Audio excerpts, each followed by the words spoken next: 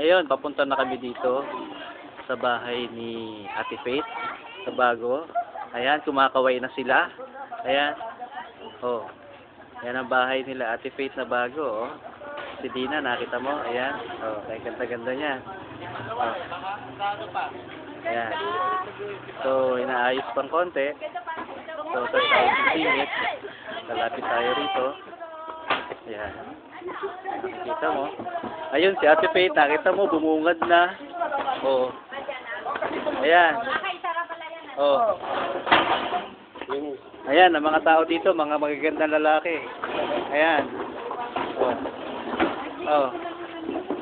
Oh, kompleto na pala kayo dito, ah. Ha? Kompleto na kayo dito, ah. Oh, talaga, ah. Ay, Ate Faith, napakalaki naman. Kayang balinisin mag-isa ito.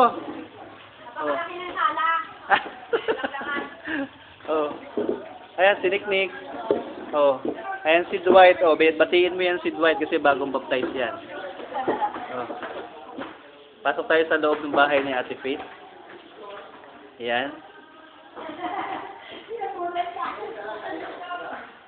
Ayan. Hello po. Oh, ayan.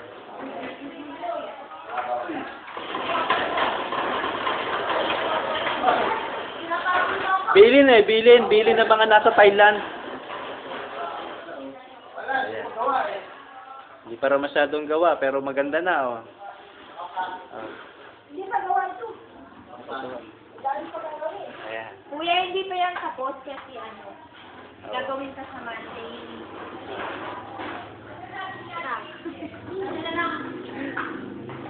Ayun, nalabas tayo doon. Ay, hindi po. One person lang namin nakapunta dito eh.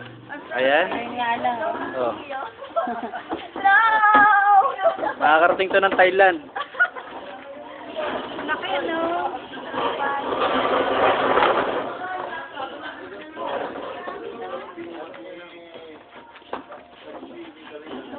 Okay.